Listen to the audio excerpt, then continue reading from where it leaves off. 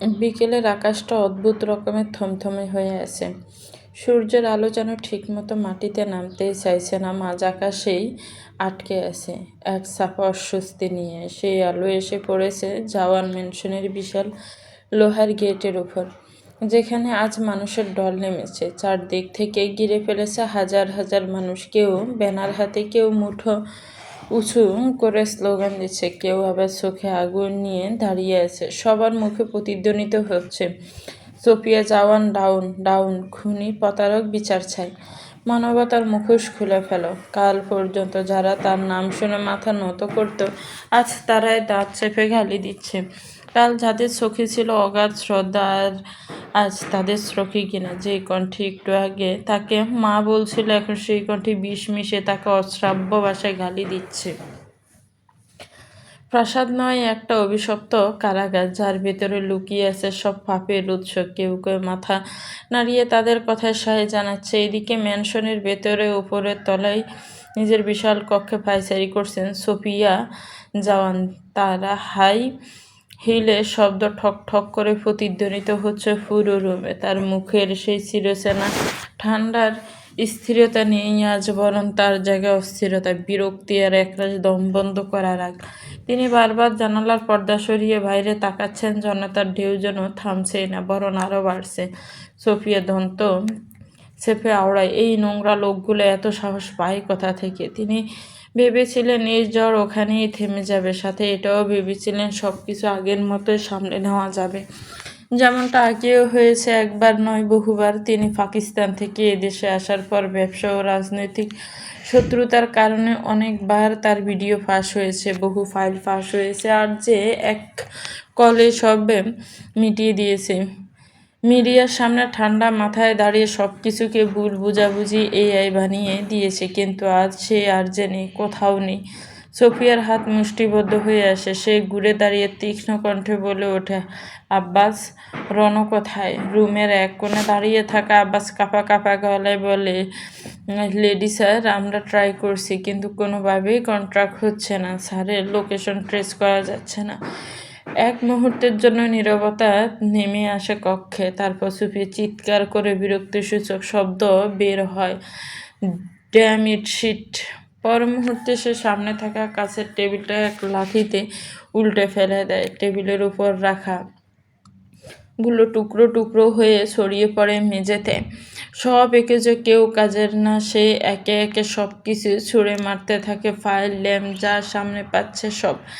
তার নিঃশ্বাস ভারী হয়ে উঠেছে, মাথার বোতল যেন বিস্ফোরণ করছে। সে বিড়বিড় করতে থাকে, রণ কোথায়? কোথায় গেল ওই ছেলেটা? তার সারা আদলে এখন রাগের সাথে মিশে আছে ভয়, নিজের সাম্রাজ্য ভেঙে পড়ার ভয়। এদিকে ম্যানশনের বাইরে উত্তেজনায় আরও বাড়ছে। জনতা এখন শুধু স্লোগানই থেমে নেই, তারা সামনে এগিয়ে আসছে, গেটের দিকে ধাক্কা দিচ্ছে, গেট খোল, বের করে আন খুনিকে। ভিড়ের মাঝখানে কয়েকজন আলাদা করে চোখে পড়ে, যারা বাকিদের তুলনায় বেশি সক্রিয়, বেশি উত্তেজিত। তারা বাকিদেরকেও আরও বেশি করে উস্কে দিচ্ছে। তাদের মধ্যে একজনের ফোনে কল আসে। সে ফোন বের করে স্ক্রিনের দিকে তাকায়, নাম ভেসে ওঠে সারাহাত চৌধুরী। সে একটু সরে গিয়ে এক কোণে দাঁড়িয়ে ফোনটা কানে তুলে নিচু গলায় বলে, হ্যাঁ স্যার, আপনার কথা মতোই কাজ হচ্ছে। উপাস থেকে কি বলা হচ্ছে সেটা শোনা যায় না, কিন্তু লোকটা মাথা নাড়িয়ে ফের বলে, জি স্যার, হ্যাঁ, আর একটু পর যদি ওরা গেট না খোলে আমরা গেট ভেঙে ফেলবো। ওকে স্যার, ওকে। ওপাশ থেকে কল কেটে দেওয়া হয়। ওপাশের ব্যক্তির ঠোঁটে এক সিলতে অদ্ভুত হাসি ফুটে ওঠে, তারপর আবার জনতার ভেতরে ঢুকে পড়ে। কি দাঁড়িয়ে আছো মিয়া, আজকেই হিসাব চাই। সে চিৎকার করে সবাইকে উৎসে দেয়। তার কথা শুনে জনতা আরও ক্ষিপ্ত হয়ে ওঠে, তাদের মুষ্টি উঁচু হয়, গেটের উপর আঘাতে বাড়ে। ঢাকার ব্যস্ত সড়কটা আজ যেন অন্য এক রূপ নিয়েছে। চারদিকে থেকে মানুষের ঢল নেমে এসেছে, চিৎকার, স্লোগান, উত্তেজনায় কাঁপছে বাতাস। সেই উত্তাল জনতার মাঝখানে আটকে আছে একটি সাদা বিলাসবহুল গাড়ি। গাড়িটার চারপাশে জনতা বৃত্ত করে দাঁড়িয়ে গেছে, কেউ হাত দিয়ে, কেউ লাঠি দিয়ে, কেউ পাথর ছুঁড়ে যেভাবে পারছে আঘাত করছে কাছের ওপর। ভেতরে বসে থাকা আলী মির্জার মুখে এখন আর সেই অহংকার নেই। এখন ঘাম জমে কপাল বেয়ে গড়িয়ে পড়ছে তার চোখে স্পষ্ট আতঙ্ক। তিনি কড়া গলায় চিৎকার করে, ড্রাইভ ড্রাইভ ফাস্ট। বিপরীতে ড্রাইভার কাঁপা কণ্ঠে বলে, স্যার সামনে যাওয়ার রাস্তা নেই, পিছনেও না। জনতা চারদিক থেকে গাড়িটাকে ঘিরে ফেলেছে। বাইরে থেকে গালাগালির জ্বর উঠেছে। চোর, খুনি, মানুষের টাকা খেয়ে পেট ভরেছিস, আজকে ছাড়বো না। প্রথমে গাড়ির শক্ত কাছের আঘাতগুলো তেমন প্রভাব ফেলছিল না, কিন্তু জনতার রাগ, ঘৃণা আর ক্ষোভ যেন একসাথে বিস্ফোরিত হলো। একটা বড় পাথর এসে সজোরে আঘাত করতেই কাছে ফাটল ধরে যায়, আর একটা আঘাতে গ্লাসের এক কোণা ভেঙে যায়। ওইটুকুই যথেষ্ট ছিল। সারদারের ভাড়া করা লোকগুলো সুযোগ বুঝে সামনে এগিয়ে এসে তারা দ্রুত দরজা খুলে ফেলে, টেনে বের কর। মুহূর্তের মধ্যে আলী মির্জাকে গাড়ি থেকে টেনে নামানো হলো। তিনি বারবার বলছে, না না প্লিজ। তার কথা শেষ হওয়ার আগেই জনতা তাকে ঘিরে ফেলে। সারহাদের লোকগুলো টানাটানি শুরু করে ফেলে। তার সাম্মা ছিঁড়ে যায়, বোতাম ছিটকে পড়ে, কেউ টানছে, কেউ ধাক্কা দিচ্ছে। কিছুক্ষণের মধ্যে সে প্রায় উলঙ্গ অবস্থায় দাঁড়িয়ে রইল সবার সামনে। চারপাশে হাসির রোল পড়ে গেল। এই হচ্ছে সমাজসেবক, এদের এভাবে শাস্তি দেওয়া উচিত। কেউ কেউ চিৎকার করে উঠছে, মারো, আরও শাস্তি দাও, আরও এটা সেটা বলে। ঠিক তখনই দূর থেকে কয়েকটা কালো গাড়ি দ্রুত গতিতে এগিয়ে আসে। গাড়ি থামতেই বেরিয়ে আসে রানা মির্জা।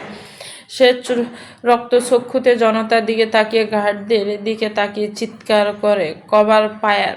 মুহূর্তে গার্ডরা জনতার উপর হামলা চালায়। ধাক্কাধাক্কি, চিৎকার, বিশৃঙ্খলা সবকিছু মিলে এক ভয়ঙ্কর দৃশ্য হয়ে উঠেছে। সুযোগ বুঝে তারা আলী মির্জাকে গাড়িতে তোলে। গাড়িগুলো দ্রুত সেখান থেকে বেরিয়ে যায়। অদূরে দাঁড়িয়ে থাকা একটা কালো গাড়ির ভেতরে সারহাদ চৌধুরী বসে সবটাই দেখছে। তার ঠোঁটের কোণে ধীরে ধীরে ফুটে উঠে ঐশ্বরিক এক হাসি। ধীরে ধীরে সে চোখ বন্ধ করে, আর সেই মুহূর্তে তার সামনে বেশি ওঠে 18 বছর আগের রাত, জাওয়ান ম্যানশনের বেজমেন্টে। একটা অন্ধকার স্যাঁতস্যাঁতে সেলের মেঝেতে বসে আছে তার বাবা ফাহাদ চৌধুরী। তার শরীর থেকে সব কাপড় খুলে নেওয়া হয়েছে। চারপাশে দাঁড়িয়ে আছে কিছু মানুষ, না না মানুষরূপী জানোয়ার। তারা তার এমন অবস্থা দেখেছে, বিদ্রুপ করছে। চারপাশে থাকা গার্ডদের হাতে বন্দুক, আর সেই বন্দুকের নল ঠেকানো সারহাদের মাথায়। ফাহাদ চৌধুরীর চোখ দিয়ে টপ টপ করে পানি পড়ছে। লজ্জা, অপমান, অসহায়ত্ব। সারহাদ জীবনে কখনো তার বাবাকে কাঁদতে দেখেনি, কিন্তু সেদিন প্রথমবার এবং শেষবারের মতো সে তার বাবাকে কাঁদতে দেখেছিল। একজন বাবা নিজের সন্তানের জন্য নিজের সম্মানও বিসর্জন দিতে পারে। সেদিন সে এটা নিজের চোখে দেখেছিল। আর চারপাশে দাঁড়িয়ে যারা হাসছিল তাদের মধ্যে একজন ছিল আলী মির্জা। হঠাৎ সারহাদে চোখ খুলে ফেলে। তার চোয়াল শক্ত হয়ে আসার আগে হাত মুষ্টিবদ্ধ, চোখে জ্বলছে আগুন। ধীরে ধীরে তার ঠোঁট ফুটে ওঠে একটা ঠান্ডা ভয়ঙ্কর হাসি। সারহাদ, আজকের রাত শেষ রাত তোদের জন্য। সন্ধ্যা গড়িয়ে গভীর রাত। সমুদ্রের বুক জুড়ে নেমে এসেছে এক অদ্ভুত অন্ধকার, যেন আকাশ আর জল এক হয়ে গেছে। সেই অন্ধকারের মাঝখানে দানবের মতো ভেসে আছে বিশাল ড্যাসেল জাহাজটা। ড্যাসেলর চারদিকে সশস্ত্র পাহারা, লাল নীল আলো ঝলকাচ্ছে, আর ভেতরটা যেন আগ্নেয়গিরির মতো ফুঁসছে। আর ড্যাসেলের ভেতরের বিশাল কক্ষের মাঝখানে দাঁড়িয়ে আছে সানা। তার চোখে একরাশ বিস্ময়, আর হাতে বন্দুক।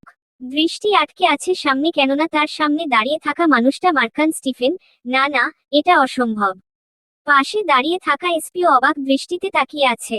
রমণীর কণ্ঠ থেকে ফিসফিস করে বের হয়, ফিরোজ জাওয়ান।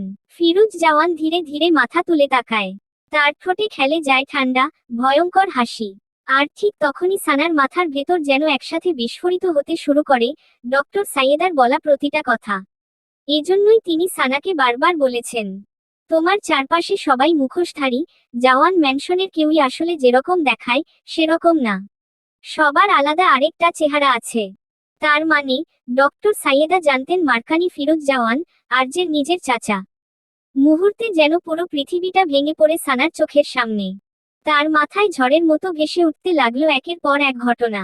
সেদিন হসপিটালে জাওয়ানদের থেকে যে কল এসেছিল ডক্টর সাইয়েদার ফোনে, সেটা ফিরোজ জাওয়ানের নাম্বার ছিল, যিনি সানার বাচ্চাটাকে নষ্ট করে দিতে বলেছিল। আর এয়ারপোর্টের বাইরে ডক্টর সাইয়েদার অ্যাক্সিডেন্ট, সেটাও করেছিল ফিরোজ জাওয়ান ও রওনাক। গাড়িতে বসে তিনি মৃত্যুর আগে ফিরোজ জাওয়ানের সাথেই কথা বলছিলেন এবং তাকে আরজেকে বলে দেওয়ার হুমকি দিচ্ছিলেন। ডক্টর সাইয়েদা সেদিন ফিরোজের কারণেই এত ভয় পাচ্ছিলেন আর বারবার সানাকে বলছিলেন, তুমি জওয়ান ম্যানশনে নিরাপদ না। তবে হ্যাঁ, তিনি ফিরোজ জওয়ানের ব্যাপারে জানলেও রওনাকের ব্যাপারে জানতেন না, সেজন্যই তিনি আগে সানাকে সরাতে চেয়েছেন, পরে থমাসকে খুঁজে বের করতেন। রমণীর দৃষ্টি পাথরের মতো শক্ত হয়ে গেল। তার মাথায় আবারও একের পর এক ছবি ভেসে উঠতে শুরু করে। রিয়ানার বিয়ের দিন, ডক্টর সাইয়েদার অস্থিরতা, তারপর হঠাৎ সানাকে চায়নায় পাঠিয়ে দেওয়া, কারণ যদি মার্কান জানতে পারত সে প্রেগন্যান্ট তাহলে শুধু বাচ্চা না সানাকেও মেরে ফেলত। আর তাই তিনি সানাকে আর্যের কাছ থেকেও দূরে সরিয়ে রেখেছিলেন। তাকে বলতে দেননি সত্যটা, কারণ মার্কানের ছেলে ছিল আর্যের একদম কাছের। তাই আর্যে জানলে মার্কানও জেনে যেত।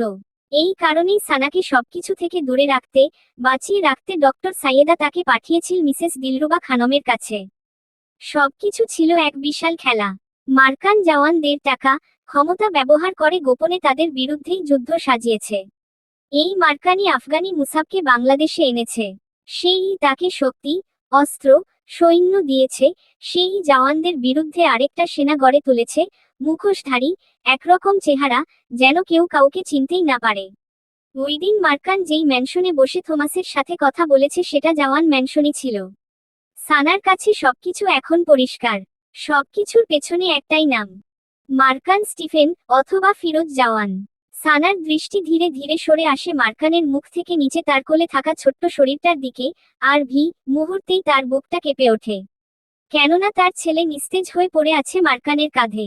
বাদামি চোখজোড়া আধখোলা, শরীর ঢলে পড়া, কোনো নড়াচড়া নেই। আরভির এমন অবস্থা দেখে সানার ভেতরটা যেন চিৎকার করে ওঠে। তার দৃষ্টি ঝাপসা হয়ে আসে, যেন তার বুকের ভেতরটা কেউ ছিঁড়ে ধরেছে। সানা অনুভব করতে পারছে তার শ্বাস নিতে কষ্ট হচ্ছে।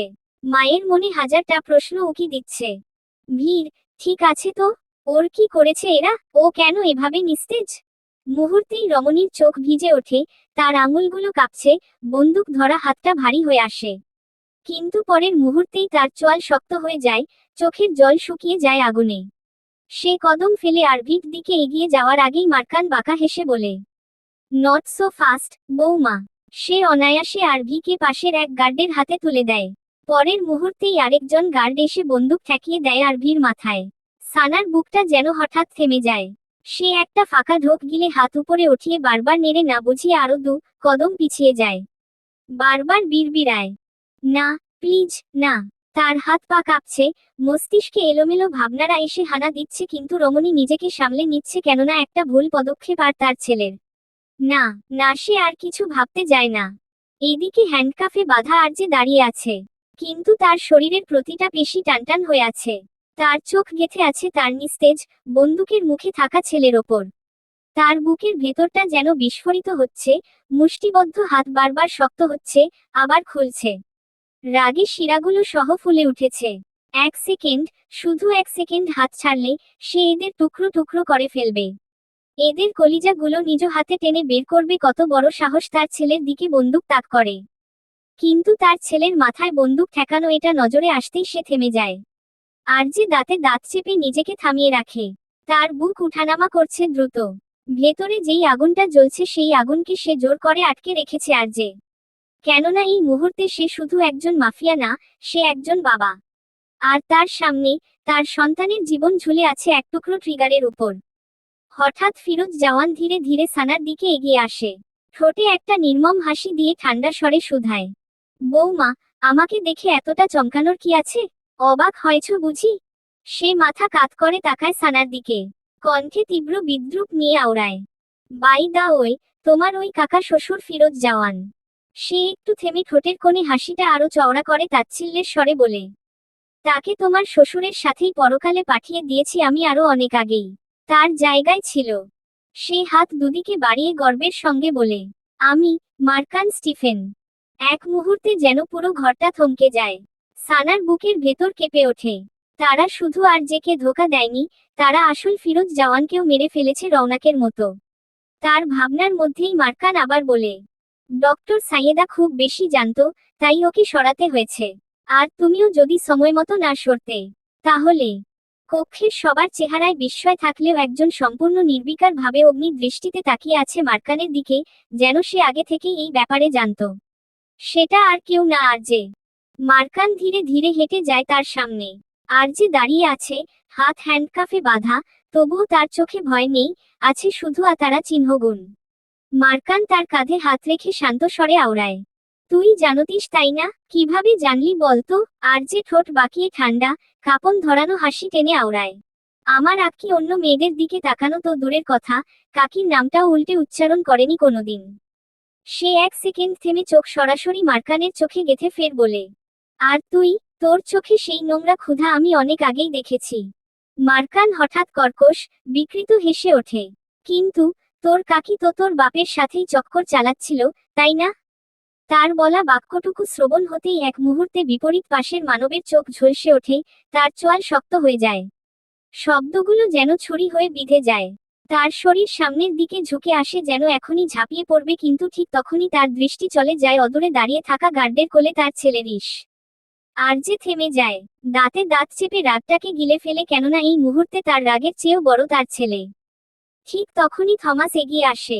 তার চোখে পাগলামির ঝিলিক, ঠোঁটে বিকৃত হাসি ঝুলিয়ে সানার কাছে এসে ঝুঁকে ফিসফিস করে, ভাবি সাহেবা, just remember, you have one option. সে আঙুল তুলে ইশারা করে একবার আর্যের দিকে, একবার আরভির দিকে। তারপর ধীরে ধীরে ফিসফিস করে বলে, হয় হাজবেন্ড, না হয় ছেলে। কাকে চাই বলুন? বিপরীতে রমণীর চোখ দুটো আগুনের মতো জ্বলছে। সে এতক্ষণ সুযোগ খুঁজছিল আরভির কাছে পৌঁছানোর, একবার তার ছেলেটাকে ছুঁয়ে দেখার। কিন্তু গার্ডগুলো এক মুহূর্তের জন্য দৃষ্টি হটায়নি, যেন তারা যান্ত্রিক। পাশে দাঁড়িয়ে থাকা এসপিও সেই সুযোগ খুঁজছিল। কিন্তু এখন থমাসে কথায় সানার আঙুল ট্রিগারের উপর শক্ত হয়ে আছে।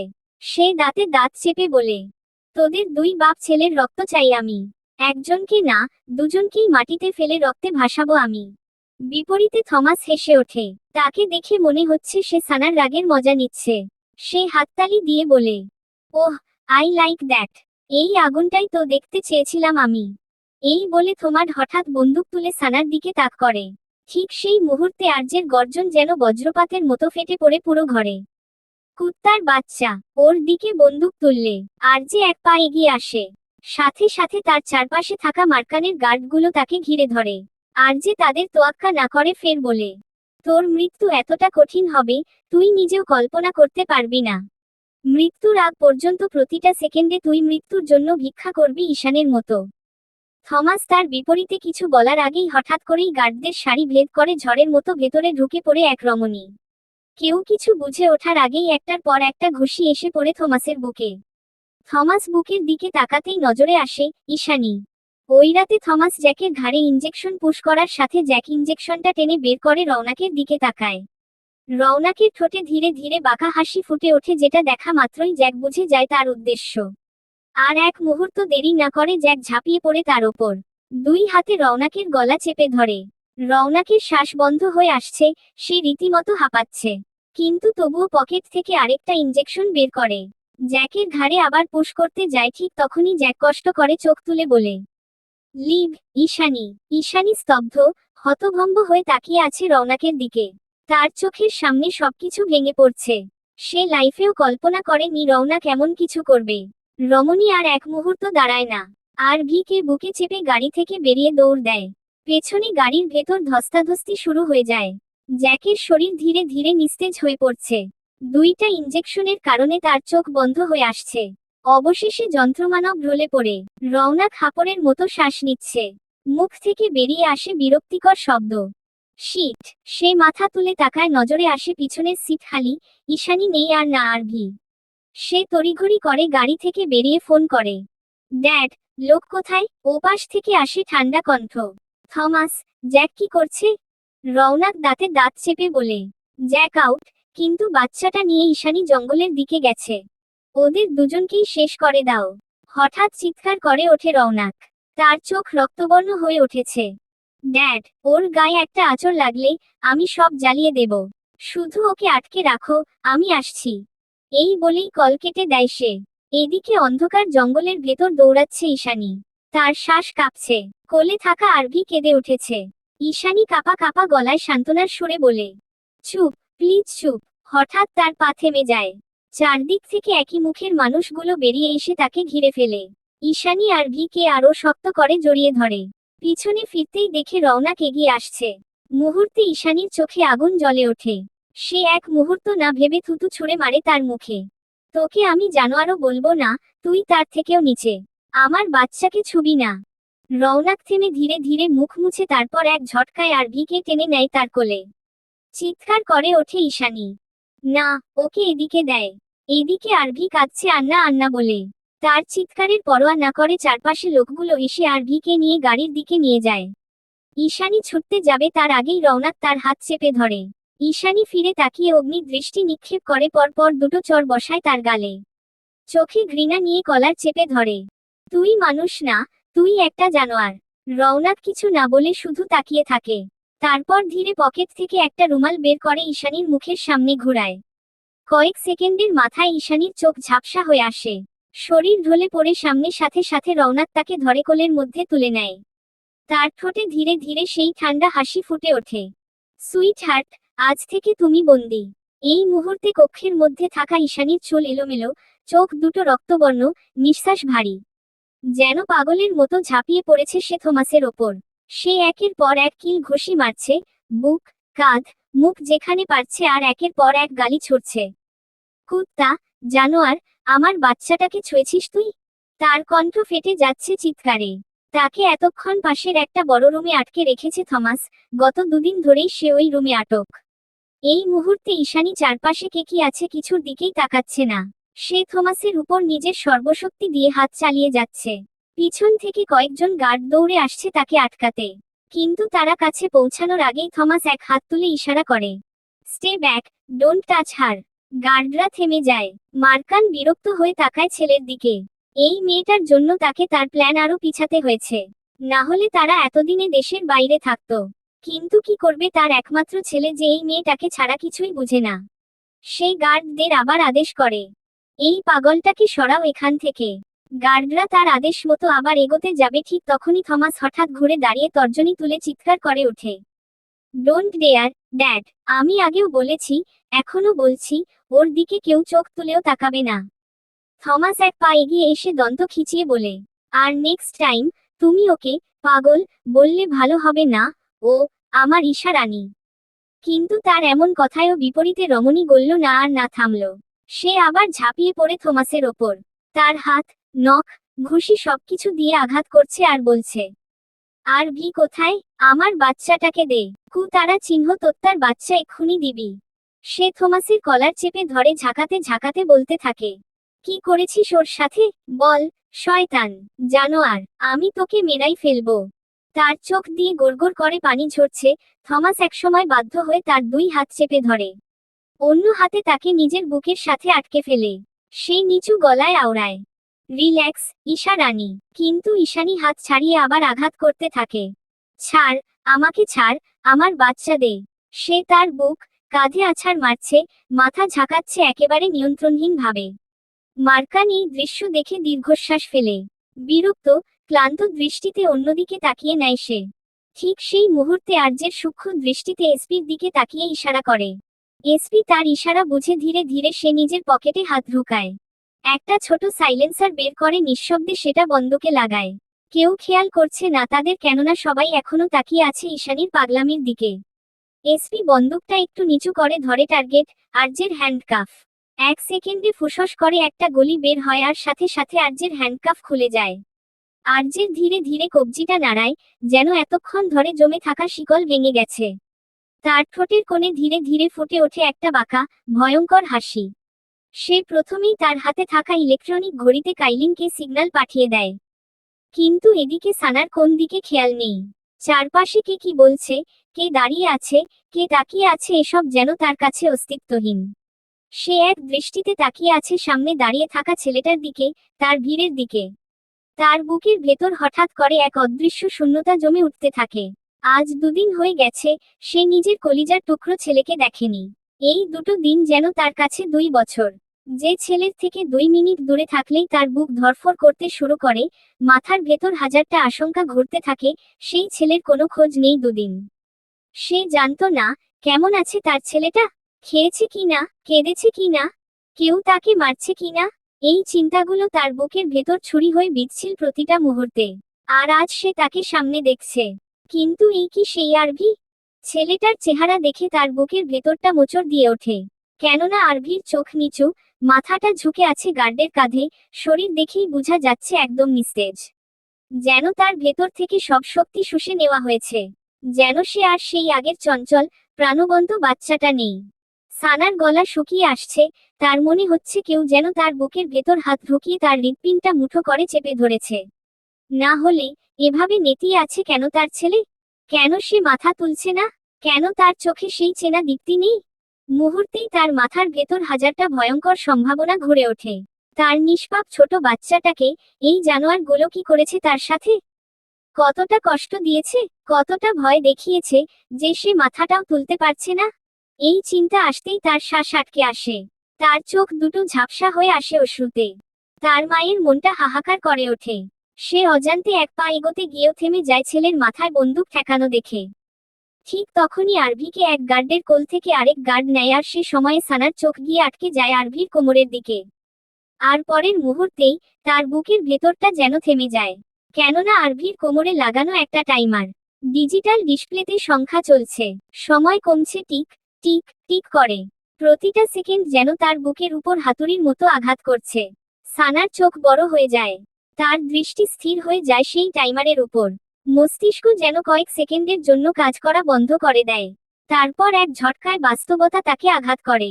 সেই নিঃশ্বাস আটকে দু কদম পিছিয়ে যায়। কণ্ঠ থেকে ফিসফিস বের হয়, টাইমার। রাতের আধারে জওয়ান ম্যানশনটা দূর থেকে দেখলে মনে হয় যেন এক অদ্ভুত অন্ধকারে ঢেকে আছে। আজ কৃত্রিম আলোয় আলোকিত করতে পারছে না চারপাশ। আজ সে আলোয় মিশে আছে শুধু আতঙ্কের ছায়া। বিশাল গেটের বাইরে এখনো মানুষের ঢল।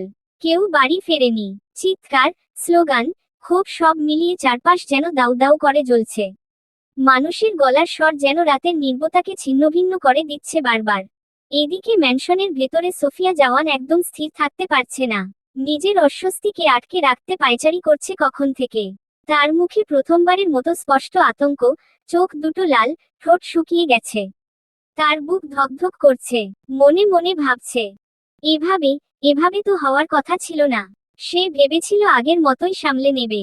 মিডিয়া, ক্ষমতা, টাকা সব তো তার হাতের মুঠোয় ছিল। কিন্তু এবার মনে হচ্ছে সবকিছু হাতের বাইরে চলে গেছে। সে চিৎকার করে ডাকে, জিহাদ, জিহাদ! ও আব্বাস তাড়াতাড়ি এগিয়ে এসে শুধায়, লেডি, রনর সাথে কানেক্ট করা গেছে? না লেডি, এখনো না। লোকেশনও ট্রেস করা যাচ্ছে না। বাক্যটুকু শ্রবণ হতেই সোফিয়া দাঁতে দাঁত চেপে ওঠে। Damn it! সে আর এক মুহূর্ত দাঁড়িয়ে না থেকে নিজের ভয়, অস্থিরতা সবকিছু জোর করে চেপে রেখে চলে যায় বেজমেন্টের দিকে। তার সাথে জিহাদ, আব্বাস আর তার আলফা টিম। এই আলফা টিম তার সবচেয়ে ট্রেন্ড, সবচেয়ে বিশ্বস্ত বাহিনী। যদিও সেদিন আর্যের ব্ল্যাক ম্যানশনে হামলার সময় এই বাহিনীর প্রায় অর্ধেকই মারা গেছে। বাকি অর্ধেক নিয়ে আজ সে নেমে যাচ্ছে নিজের শেষ আশ্রয়। ম্যানশনের ভেতরের এক গোপন পথ দিয়ে তারা বেজমেন্টে নিচে নামে।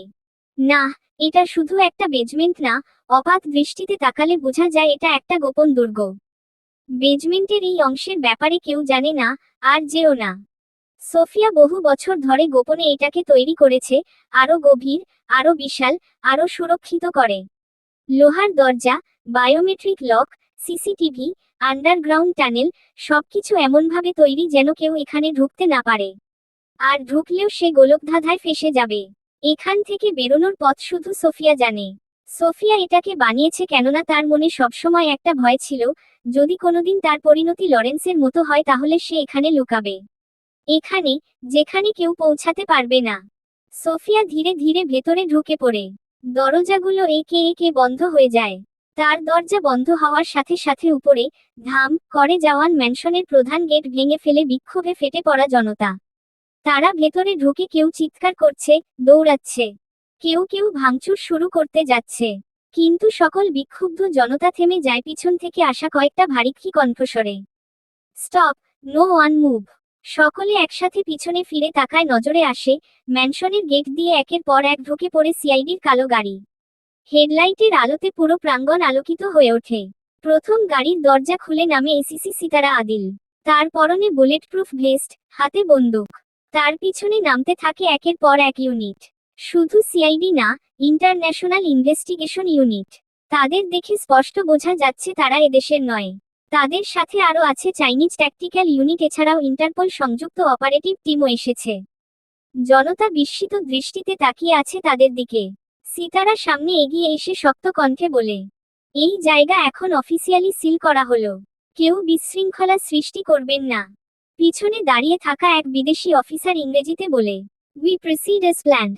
আবু ও দিহান আবারও বলে, কিন্তু জনতা এক পায়ে খাড়া, তারা সোফিয়া জাওয়ানের বিচার চায়। সিতারা তাদের ন্যায় বিচারের প্রতিশ্রুতি দেওয়ার পর যে যার বাড়ি ফিরে যায়। সিতারা সহ বাকি অফিসাররা চলে যায় জাওয়ান ম্যানশনের ভিতরে। আজকের এই পুরো অপারেশনটা ছিল আগে থেকেই প্ল্যান করা। এর পেছনে থেকে গতি সাজিয়েছেন মিসেস দিলরুবা খানম ও সারহাদ। তিনি জানতেন দেশের সিস্টেম সোফিয়ার হাতের মুঠোয়। তাই তারা সরাসরি লড়াই না করে নীরবে, গোপনে সব প্রমাণ সংগ্রহ করে তারপর সবকিছু জমা দিয়েছেন ইন্টারন্যাশনাল হাইকোর্টে। সোফিয়া জাওয়ানের অপরাধ, পাচার, খুন সবকিছু এবং তার সাথে থাকা জড়িত নামগুলো। আর সেই রিপোর্টের ভিত্তিতেই দেশের বাইরে থেকে এই ইউনিটগুলো পাঠানো হয়েছে। বিশেষ করে চায়না থেকে আসা অপারেটিভরা, যারা সরাসরি দিলরুবা খানমের আন্ডারে কাজ করছে, তিনি কৌশলে তাদের পাঠিয়েছেন। সবকিছু এখন আইনগতভাবে বৈধ, সবকিছু এখন প্রকাশ্যে আসার পথে।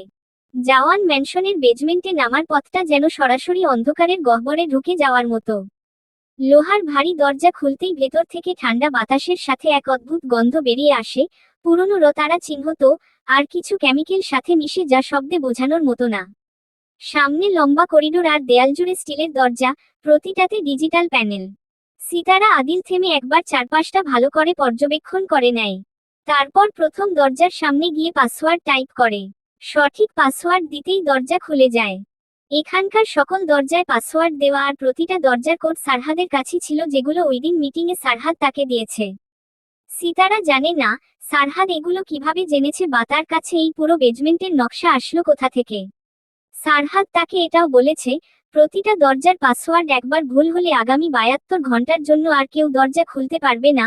দ্বিতীয়বার ভুল হলে 10 দিন, আর তৃতীয়বার ভুল হলে সেই সংখ্যাটা দাঁড়ায় 1 বছর। এভাবে যতবার ভুল পাসওয়ার্ড চাপবে সময় তত বাড়তে থাকবে। তাই সিতারা ভালো করে খুব সতর্কভাবে প্রতিটা কোড টাইপ করছে। একটার পর একটা দরজা খুলতে থাকে। প্রতিটা দরজার সামনে দাঁড়িয়ে থাকা সোফিয়ার গার্ডরা বাধা দেওয়ার আগেই ইন্টারপোল অফিসারদের নিখুঁত শটে তারা মাটিতে লুটিয়ে পড়ে। প্রায় এর মতো ইন্টারপোল অফিসার ছড়িয়ে পড়েছে পুরো বেজমেন্টে। এদিকে দিহানও থেমে নেই। তার চোখ লাল হয়ে আছে, প্রতিটা গুলির সাথে যেন জমে থাকা 6 বছরের রাগ বেরিয়ে আসছে। 6 বছর ধরে সেও খুঁজেছে তালহা আদিলকে। তালহা তার জন্য আইডল, সে সবসময় তালহার মতো হতে চেয়েছে। আর আজ সে তার জন্য লড়ছে। এদিকে সিতারার কোন দিকে খেয়াল নেই, তার চোখে শুধু একটাই লক্ষ্য, তালহা। সে দ্রুত কদমে এগিয়ে চলছে একটার পর একটা দরজা পেরিয়ে। তার সাথে আবু আর দিহান। সিতারা নকশার দিকে তাকিয়ে করিডোর বদলাচ্ছে, বাঁক নিচ্ছে। সারহাদ তাকে তালহার কক্ষেরও নকশা দিয়েছে। হঠাৎ রমণী থেমে যায়, কেননা সামনের দরজার ওপর বড় অক্ষরে লেখা, সাইলেন্ট স্ক্রিন মিউজিয়াম। শব্দগুলোই কেমন গা ছমছম করে তোলে। মুহূর্তেই সিতারার বুক ধক করে ওঠে। এইটাই সেই কক্ষ যেখানে তালহাকে রাখা হয়েছে। সিতারা দ্রুত প্যানেলের সামনে গিয়ে পাসওয়ার্ড টাইপ করতেই লাল আলো জ্বলে ওঠে। আবু ফিসফিস করে বলে, রং। সিতারা একটা ফাঁকা ঢুক গিলে আবার টাইপ করতে যাবে, ঠিক তখনই তাদের চারদিক থেকে ঘিরে ফেলে কতগুলো সোফিয়ার গার্ড। সবাই বন্দুক তাক করে আছে। এই মুহূর্তে এখানে সিতারা, আবু, দিহান একা, এখানে ইন্টারপোলের অন্য ইউনিটরা অনেক দূরে ছড়িয়ে গেছে। দিহান দাঁত চেপে বন্দুক তোলে, তারা চিহ্ন গাড়ে চাপ দিতে যাবে, ঠিক তখনই পেছনে থেকে আসে গুলির শব্দ। একসাথে কয়েকজন গার্ড মাটিতে পড়ে যায়। সবাই চমকে পিছনে তাকায়। কালো স্যুট পরা আরেক দল গার্ড ঝড়ের মতো ঢুকে পড়ে। কয়েক সেকেন্ডের মধ্যে সোফিয়ার গার্ডরা একে একে মাটিতে লুটিয়ে পড়ে। ধীরে ধীরে সেই কালো স্যুটধারীদের মাঝখান থেকে এগিয়ে আসে সারহাদ চৌধুরী। সিতারা একদৃষ্টিতে তাকিয়ে আছে তার দিকে। সে এখনো নিজের বিস্মিত নয়ন জোড়াকে বিশ্বাস করাতে পারছে না সারহাদ সত্যিই এখানে এসেছে। সারহাদ তার দিকে না তাকিয়ে সরাসরি এগিয়ে যায় দরজার সামনে। প্যানেলে হাত রেখে নির্ভুলভাবে পাসওয়ার্ড টাইপ করে। এইবার দরজাটা ধীরে ধীরে খুলে যায়। ভেতর থেকে ঠান্ডা, অন্ধকার একটা শ্বাস বেরিয়ে আসে। সারহাদ প্রথমেই দরজার ভেতরে ঢুকে পড়ে। তারপর একে একে সবাই প্রবেশ করে। ভিতরে পা রাখার সাথে সাথে সবাই থমকে যায়। যেন এই একটা ঘরের ভেতরেই বছরের পর বছর ধরে আটকে রাখা হয়েছে মানুষের আর্তনাদ, যন্ত্রণা আর মৃত্যু। দেয়ালের চারপাশে শোকেসে মানবদেহের অঙ্গ পতঙ্গ সাজিয়ে রাখা হয়েছে। আবু আর দিহান এক মুহূর্তের জন্য কথা বলার শক্তিটুকুও হারিয়ে ফেলে। তাদের চোখে স্পষ্ট আতঙ্ক, ঘৃণা আর অবিশ্বাস। এমন কিছু তারা কল্পনাও করেনি। কিন্তু সিতারার দুচোখ সেগুলো সবকিছুকে ছাড়িয়ে হঠাৎ থেমে যায় ঘরের এক কোণে একটা ভাঙা, জং ধরা চেয়ার। সেই চেয়ারে হেলান দিয়ে বসে আছে এক মানব, মাথা কাত হয়ে আছে, শরীর নিস্তেজ, যেন বহুদিনের ক্লান্তিতে ভেঙে পড়েছে। সিতারার তাকে চিনতে এক ফোঁটাও কষ্ট হয়নি। মুহূর্তে সিতারার বুকটা হঠাৎ করে কেঁপে ওঠে, শ্বাস যেন আটকে যায়। 6টা লম্বা বছর পরেও নিজের ভাইকে চিনতে এক মুহূর্তও লাগে না। কিন্তু এ কি অবস্থা তার ভাইয়ের? যে মুখটা একসময় উজ্জ্বল, প্রাণবন্ত ছিল আজ সেটা ধূসর, যেন তার শুভ্ররঙা মুখখানি ছাইয়ের আদলে ঢেকে গেছে। চোখের নিচে কালি, ঠোঁট ফেটে গেছে, শরীর জুড়ে অসংখ্য ক্ষতের দাগ। সিতারার হাত পা কাঁপতে শুরু করে। সে ধীরে ধীরে এগিয়ে যায়, প্রতিটা পা যেন 1000 টন ভারী হয়ে আছে। ওদিকে তালহা সে নিজের জগতে হারিয়ে আছে। মনে মনে নিজের জীবনের হিসাব মিলাচ্ছে। সে সত্যিই ক্লান্ত হয়ে পড়েছে এই বন্দি জীবনে। এখান থেকে সে মুক্তির কোন পথই দেখতে পারছে না। এজন্য তার পিছনে থাকা দেয়ালে প্রতিদিন দাগ কাটে সে। প্রতিটা দিন গুণে রাখা, প্রতিটা দাগ একটা যন্ত্রণার সাক্ষী। আজকের দাগটা কাটলেই সে নিজেকে শেষ করে দেবে, এটাই ঠিক করে রেখেছে মনে মনে। দরজা খোলার আওয়াজ তার কানে এসেছিল ঠিকই, কিন্তু চোখ তুলে দেখার প্রয়োজন বোধ করেনি। ভেবেছে হয়তো সোফিয়া আবার এসেছে। একটু আগে সোফিয়া এসে ইকবাল জাওয়ানের বক্সটা নিয়ে গেছে তড়িঘড়ি করে। তাই তার মাথায় আসে, হয়তো আবার সোফিয়া এসেছে। কিন্তু তার ভাবনা ছিঁড়ে কানে আসে বহু প্রতীক্ষিত শব্দ। ভাই! শব্দটা শ্রবণ হতেই তালহা আনমনে একবার নিবু নিবু চোখগুলো তুলে তাকায়। নজরে আসে সামনে সিতারা। সে প্রথমে স্থির হয়ে তাকিয়ে থাকে। তারপর মাথা নাড়িয়ে বলতে থাকে, না, না, এটা সত্যি না। আবার সেই স্বপ্ন। তার চোখে ভেসে ওঠে হাজারটা স্মৃতি। এই 6 বছরে সে কতবার তার বোনকে কল্পনা করেছে, কতবার ভেবেছে সিতারা এসে তাকে নিয়ে যাবে। তাই এবারও সে বিশ্বাস করে না, ভাবছে এটাও তার হ্যালুসিনেশন। কিন্তু সামনের রমণী কাপা হাতে এগিয়ে এনে রাখে তার গালে। সিতারা হাতের উষ্ণতা অনুভব করতেই এক ঝটকায় দাঁড়িয়ে পড়ে তালহা। তার হাত কাঁপছে, সে নিজের হাত তুলে সিতারার হাতের উপর রাখে। তারপরও অবিশ্বাসের সুরে আওড়ায়, তুই তুই সত্যি এসেছিস তারা? সিতারার চোখ দিয়ে অঝরে পানি ঝরছে। এতক্ষণ সে বহু কসরতে এগুলোকে আটকে রেখেছে। এখন আর বাদ মানল না। রমণী আর এক সেকেন্ডও দেরি না করে ঝাঁপিয়ে পড়ে ভাইয়ের বুকে।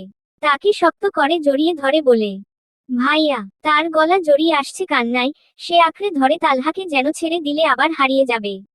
হেঁচকি তুলতে তুলতে বলে, তুমি কোথায় ছিলে ভাইয়া? আমি তোমাকে কত খুঁজেছি প্রতিদিন, প্রতিটা রাত পাগলের মতো খুঁজেছি। কিন্তু আমার বিশ্বাস ছিল তুমি বেঁচে আছো। আমি জানতাম তুমি আমাকে ছেড়ে যাবে না। সে আর বলতে পারছে না। কথাগুলো বলতে বলতে তার গলা আটকে যাচ্ছে। সে নিচে বসে পড়ে ভাইকে জড়িয়েই। তালহার চোখেও টলমল করছে। 6 বছরে এই প্রথম সে কাঁদছে। ধীরে ধীরে সে সিতারার মাথায় হাত রেখে সান্ত্বনার সুরে বলে, চুপ চুপ কর পাগলি, আমি আছি, দেখ, আমি এখানেই আছি। কিন্তু বিপরীত পাশের রমণী যেন তার কথা শুনছেই না। সে তার মতো বলতে থাকে, তোমার তোমার এই অবস্থা, কে করেছে এগুলো? কে তোমাকে এভাবে রেখেছে? আর কে কে তোমাকে এভাবে মেরেছে? হ্যাঁ বলো। সব শেষ হয়ে গেছে তারা। রিল্যাক্স, কাম ডাউন। তুমি এখানে কিভাবে ছিলে? তালহা একটা দীর্ঘ শ্বাস ছেড়ে বোনের গালে হাত রেখে শান্ত স্বরে বলে, কিছু না এগুলো, তারা। আমি ঠিক আছি। জানিস, আমি ভেবেছিলাম আমি আর এখান থেকে বের হতে পারবো না। তাই আজ আজ আত্মহত্যার কথাও ভেবেছিলাম। আর একটু। তার বাক্য সম্পন্ন করার আগেই সিতারা হঠাৎ শক্ত কণ্ঠে বলে, চুপ করো, এমন কথা মুখেও আনবে না। তুমি জানো না আমি কতটা মিস করেছি তোমাকে। ঈদের দিন, জন্মদিন, প্রতিটা দিনে, প্রতিটা রাতে আমি শুধু ভাবতাম তুমি কোথায় আছো। আমিও প্রতিটা রাতে ভাবতাম, যদি একবার তোকে দেখতে পারতাম মৃত্যুর আগে। দুজনেই আবার শক্ত করে জড়িয়ে ধরে একে অপরকে। অদূরে দাঁড়িয়ে থাকা আবু আর দিহান চোখ মুছতে মুছতে সব রেকর্ড করতে থাকে। ওদিকে সিতারা এখনো ভাইকে ছাড়ছে না। সে এখনো বাচ্চাদের মতো করে দিকবিদিক ভুলে বলছে, আমি তোমাকে আর কোথাও যেতে দেব না। তুমি ডিরেক্ট আমার বাসায় যাবে। তালহা চোখ বন্ধ করে মাথা ঠেকিয়ে দেয় বোনের কাঁধে। সারহাদ এক পলক দুই ভাইবোনকে দেখে পর মুহূর্তে নিজের কাঙ্ক্ষিত জিনিসটা খুঁজতে শুরু করে।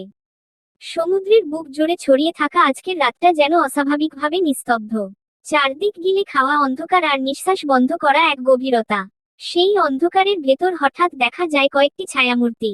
কালো ডুবুরির সুটে মোড়া, মাথা থেকে পা পর্যন্ত সম্পূর্ণ ঢাকা।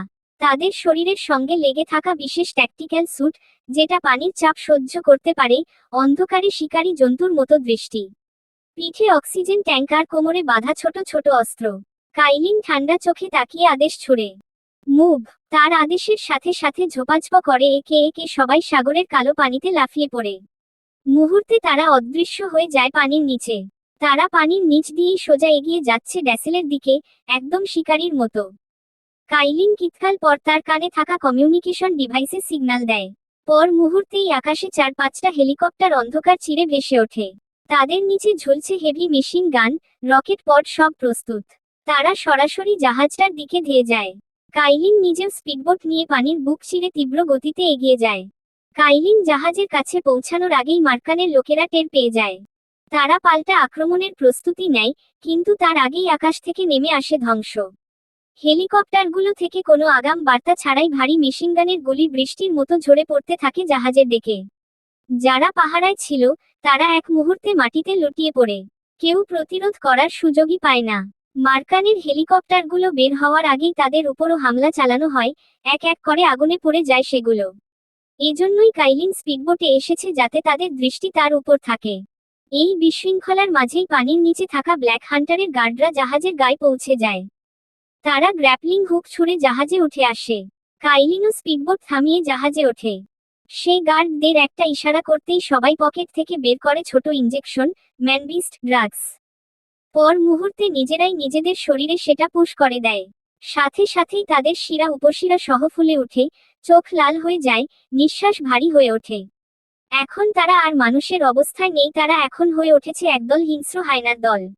এক সেকেন্ড না দেরি করে তারা ঝাঁপিয়ে পড়ে মার্কানের গার্ডদের উপর। কোন গুলি নয়, বরং টেনে হিচড়ে ছিঁড়ে ফেলছে, রক্তে ভাসিয়ে দিচ্ছে পুরো ডেক। মার্কানের গার্ডরা এমন হিংস্রতা কল্পনাও করেনি। তারা প্রতিরোধ করার আগেই একে একে নিঃশেষ হয়ে যাচ্ছে। একদল গার্ড ইতিমধ্যে জাহাজের চারপাশে ছড়িয়ে পড়ে। তারা পরিকল্পিতভাবে জাহাজের বিভিন্ন গুরুত্বপূর্ণ স্থানে বোম সেট করতে শুরু করে। আর যে জানতে পেরেছে, মার্কান আজ তার পুরো বাহিনী নিয়ে পালানোর প্ল্যান করেছিল, এই জাহাজেই তার সবকিছু। তাই আর যে চায়, আজ এখানেই সব শেষ হোক। এদিকে কাইলিন লোকেশন ট্র্যাকারে চোখ রেখে এগিয়ে যায় আর যে থাকা সেই কক্ষের দিকে। নিস্তব্ধতা ভেঙে পড়ার ঠিক আগের মুহূর্তটাকে যদি কেউ দেখত, তাহলে বুঝতো, ঝড় আসার আগে প্রকৃতি যেমন অদ্ভুতভাবে চুপ হয়ে যায়, ঠিক তেমনই থমথমে হয়ে আছে সেই কক্ষটা। ঈশানী এখনো থামছে না। বারবার বারবার থমাসের বুকে কিল ঘুষি মারছে আর বলছে, আমার আর ভিকে দে, এক্ষুনি দে, কুত্তা জানোয়ার, তুই কি করেছিস ওর সাথে? প্রথমে থমাস বিষয়টা তেমন পাত্তা না দিলেও ধীরে ধীরে তার মুখের হাসি মিলিয়ে যাচ্ছে। সামনের রমণীর চোখের জল তাকে ভিতর থেকে গলিয়ে দিচ্ছে। শেষমেশ সে দুহাতে ঈশানীর কবজি চেপে ধরে, তাকে নিজের বুকের সাথে আটকে নরম স্বরে বলে, রিল্যাক্স, ঈশানী, ওই তো দেখো, তোমার আর ভি। বাক্যটা শ্রবণ হতেই মুহূর্তে ঈশানীর চোখ যেন জ্বলজ্বল করে ওঠে। সে থমাসের হাত থেকে নিজেকে ছাড়িয়ে তার দেখানো দিকের দিকে তাকায়, আর ঠিক তখনই তার দৃষ্টি আটকায় অদূরে দাঁড়িয়ে থাকা গার্ডের কোলে আর ভি। নিস্তেজ মাথাটা একদিকে হেলে আছে, ছোট্ট শরীরটা যেন প্রাণহীন হয়ে ঝুলে আছে। তার ঠোঁট থেকে ফিসফিসিয়ে বের হয়, আর ভি। তারপর রমণী আর কিছু না ভেবে এক দৌড়ে ছুটে যায়। গার্ডটা কিছু বুঝে ওঠার আগেই সে জোরে ধাক্কা মেরে আরভিকে ছিনিয়ে নেয় তার কোল থেকে। নিজের বুকের সাথে শক্ত করে জড়িয়ে ধরে এক নিঃশ্বাসে বলতে থাকে, আরভি, আরভি, কি হয়েছে বাবু? তার গলা দিয়ে শব্দগুলো বের হতে চাইছে না, কান্নাগুলো আটকে আছে গলায়। সে আরভির মাথায় হাত বুলিয়ে দেয়, কপালে ঠোঁট ছোঁয়ায় বারবার। তোমাকে একবারও দেখতে দেয়নি ওরা? আমি কত বলেছি ও প্রোটিন ছাড়া কিছু খায় না, খেতে দিয়েছে তোমাকে? বলো আন্নাকে। তার নিজেরই বোঝা নেই সে কি বলছে। এই দুদিনে তার কণ্ঠ ভেঙে গেছে, চোখ শুকিয়ে গেছে, তবু এই মুহূর্তে যেন সব কান্না একসাথে বেরিয়ে আসতে চাইছে। ঈশানীর মনে সবসময় আরভির জন্য আলাদা একটা সফট কর্নার ছিল। সানার প্রেগনেন্সির শুরুতেই সবচেয়ে কঠিন সময়টাতে একটা মানুষই ছিল তার পাশে, ঈশানী। সেই সময়টাতে সানা মানসিকভাবে ভেঙে পড়ছিল ধীরে ধীরে, ভবিষ্যৎ নিয়ে ভয়, অতীতের দগদগে স্মৃতি সবকিছু মিলিয়ে সে নিজেকেই হারিয়ে ফেলছিল। এসপি আর সানিতা তখনও আসেনি। আরভি হওয়ার 2 বছর পরে তারা আসে। আর সারহাদও মাঝে মধ্যে আসতো।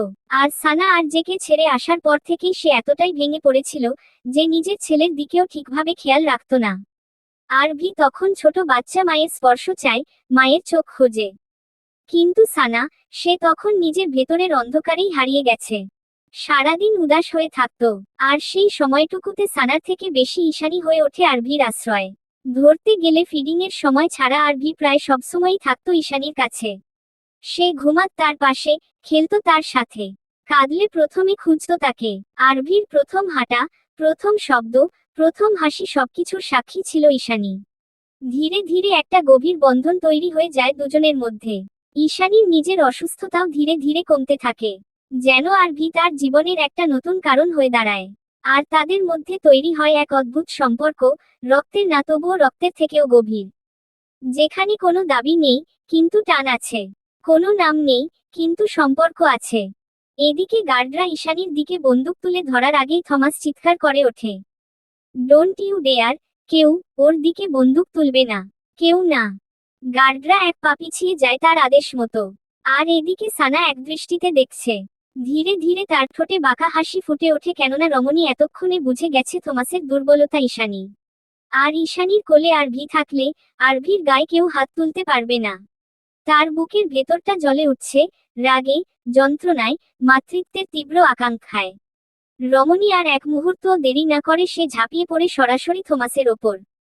থমাস একদম প্রস্তুত ছিল না এমন আকস্মিক আক্রমণের জন্য। সে হোঁচট খেয়ে পিছিয়ে যায়। সানা তার দিকে ঠান্ডা স্বরে হিসহিসিয়ে বলে, আমার ছেলের দিকে চোখ তুলে তাকানোর আগে নিজের কবর খুঁড়ে রাখিস।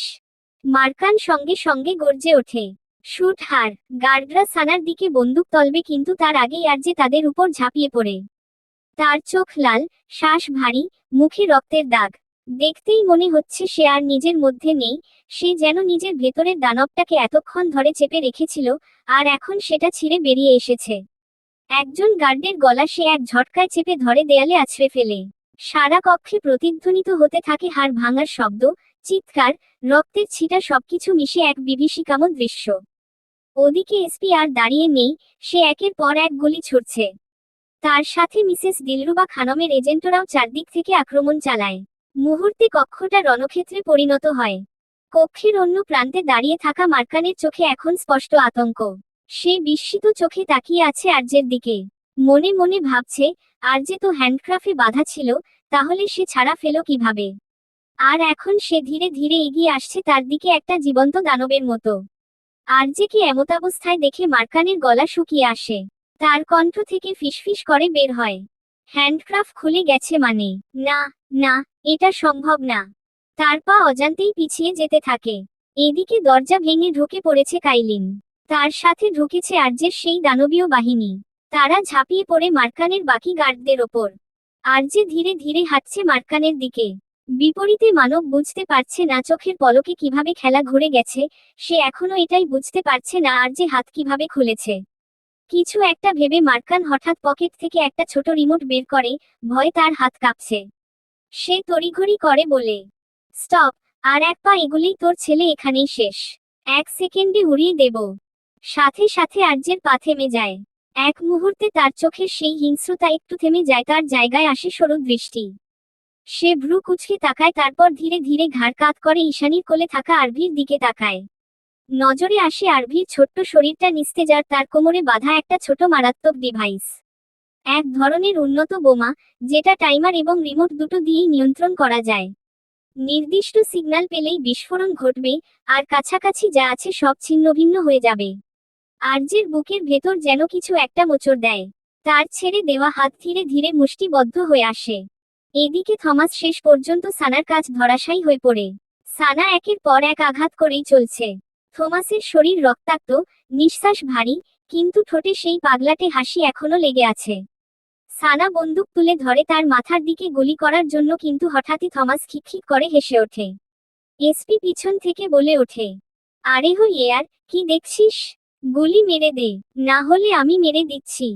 কিন্তু থমাস কিছু না বলে সে শুধু চোখ তুলে সানার দিকে ইশারা করে। রমণী তার ইশারা মতো তাকাতেই নজরে আসে আরভি। সাথে সাথে সানার বুক কেঁপে ওঠে।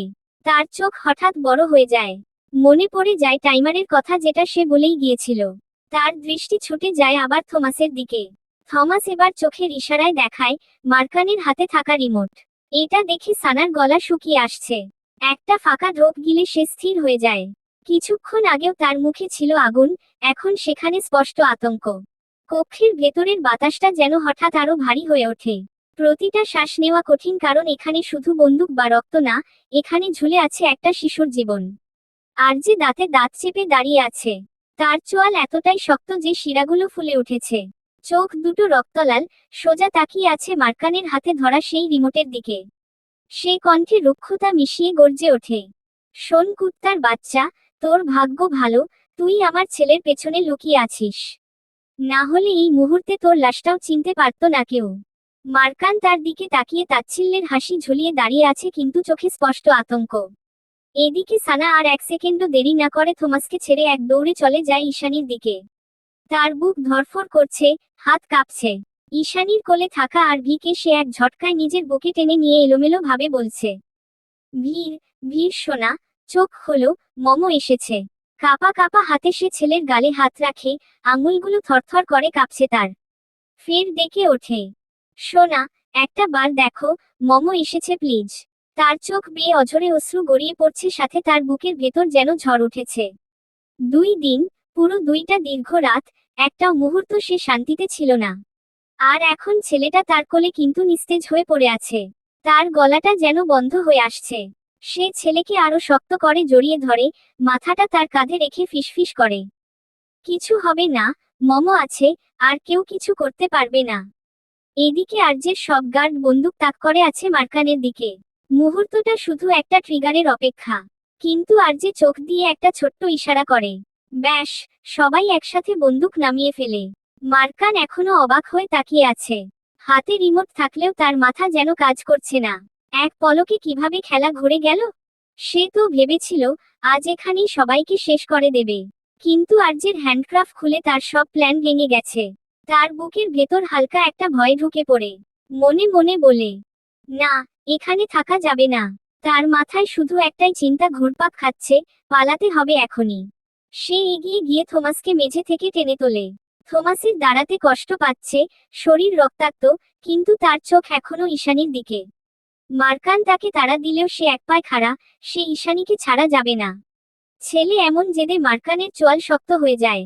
তার চোখে বিরক্তি আর রাগের ছাপ। এই ছেলেটাকে এই মুহূর্তেও প্রেমিক পুরুষ হতে হবে। এই মেয়েটা যে তার ছেলের উপর কি জাদু করেছে সে বুঝতে পারছে না। তার মাথায় যেন আগুন জ্বলে ওঠে। কিন্তু সে জানে, এই ছেলেটা ছাড়া তার আর কেউ নেই, এটাই তার রক্ত। সে দাঁতে দাঁত চেপে আবার বলে, ও যদি আমাদের সাথে না আসে, আমি এক্ষুনি বাটন প্রেস করব, আর সব শেষ। কক্ষটা আবার নিস্তব্ধ হয়ে যায়। ঈশানীর বুকটা কেঁপে ওঠে। সে ধীরে মাথা তোলে, টলমল দৃষ্টিতে একবার তাকায় সানার কোলে থাকা আরভির দিকে। ছোট্ট, নিস্তেজ শরীরটা দেখে মুহূর্তে তার বুকটা যেন মোচড় দিয়ে ওঠে। সে একটা ফাঁকা ঢোক গিলে তারপর ধীরে ধীরে উঠে দাঁড়ায়। সানার সাথে সাথে তার হাত ধরে ফেলে, মাথা নাড়িয়ে না বুঝায়। বিপরীতে ঈশানীর চোখ দিয়ে গড়গড় করে অশ্রু গড়িয়ে পড়ছে। সেই ধীরে সানার হাতটা সরিয়ে দেয়। রমণী এগিয়ে এসে আরভির কপালে একটা চুমু খেয়ে ভাঙ্গা ভাঙ্গা স্বরে আওড়ায়, ওর খেয়াল রাখবি, ও খিদে পেলে কাঁদে, ঠিকমতো খাওয়াবি। তার কথা শেষ করতে পারছে না, কান্নাগুলো কণ্ঠ আটকে যাচ্ছে। সে শেষবারের মতো তাকিয়ে থাকে আরভির দিকে, যেন চোখে ভরে নিতে চায়। তারপর মার্কান ও থমাসের পিছনে হাঁটতে শুরু করে। মার্কানের চারপাশে এখন মাত্র কয়েকজন গার্ড বেঁচে আছে। সবাই ধীরে ধীরে পিছিয়ে যাচ্ছে। মার্কানের হাতে এখনো সেই রিমোট।